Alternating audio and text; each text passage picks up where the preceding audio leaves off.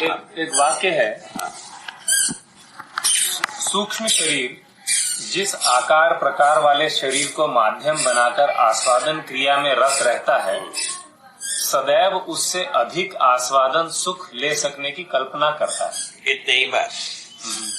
जैसा भ्रमित स्थिति में जो शरीर के आकार में जो जीवन जो है अपना पुंजाकार बनाए रहता है, ऐसे शरीर को उपभोग करता है। ठीक है, आस्वादन हो, ठीक है ना, भ्रमित स्थिति में और रहते हुए उससे ज्यादा आस्वादन की अपेक्षा बन जाता है।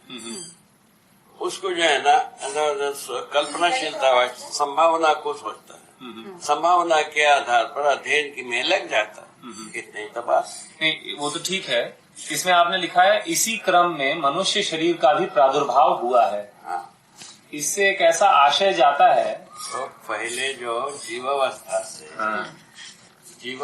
से ज्ञानावस्था का शरीर का उदय उस विधि से हुआ लिखा।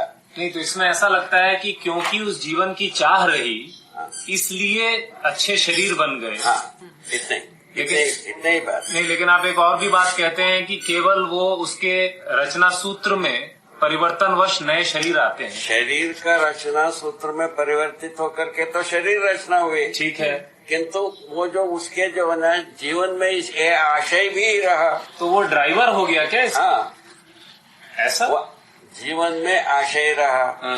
जैसा पत्थर को चलाता रहा मानो जीव, उसके बाद में भुनगी मिल गई, भुनगी मिल गए तो उनसे अच्छा मिल गया और भुनगी को चलाया, उससे अच्छा मिल गया मेढक। नहीं, वो तो ठीक है बाबा, ठीक हो, इसको समझो, वो ठीक है। इसी प्रकार बालो बाघ सब हो चलाया, ठीक है, इससे अच्छा की परिकल्पना जीवन में आता है, वो ठीक है। इसके आधार पर भी एक प्रवृत्ति रही शरीर उदय होने का। तो मतलब हम कह रहे हैं चैतन्य जड़ के विकास में एक प्रकार का पुश देता है, जड़ का प्रकार की अपेक्षा रखता है। अपेक्षा रखता है, ठीक है, जड़ का अपेक्षा तक रखता है जीवन, वो उदय हो जाता है, वो ठीक है, वो घटित हो जाता है, प्रकट हो जाता है, उसके बाद जीवन भ्रमित हो गए। हाँ, वो ठीक है। भ्रमित होने के बाद जागृति की आवश्यकता आ गई, वो ठीक है। इतना ही बात। नहीं, वो इसलिए को मैं समझना चाह रहा था। ये तो बढ़िया। तो जो जीवन जीव शरीर को चला रहे हैं, जीव शरीर से ज्यादा आस्वादन की चाह रखते हैं। जीव शरीर में जितना आस्वादन होता है, जीवन में उससे ज्यादा आस्वादन की इच्छा होने की संभावना बना है, संभावना बना है। वो एक्चुअली ये भी एक प्रश्न था। उसको जो जीवन एनहांस करता रहता है, वो उसी क्रम में जड़ शरीर की रचनाओं में खूबियां भी होती रहे। ठीक है। किस आधार पर?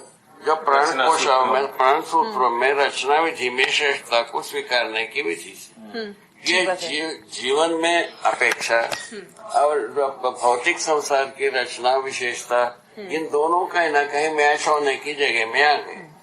उसी को हम ज्ञानावस्था की इकाई नाम दे रहे हैं। इसीलिए इस बात को लिखा है, जब मानव शरीर यात्रा में ही जागृति प्रमाणित होता है, देव चेतना, देवी चेतना, मानव चेतना के रूप में, इस बात को प्रबोधित करने के लिए ये चीज आ गई। वो ठीक है, वो तो आगे लिखा है बाबा। वही तो बात कि इसके आगे शरीर की इससे बेहतर शरीर की आवश्यकता नहीं। जो वितंडावाद करते हैं, ये शरीर बना तो अब आगे एक शरीर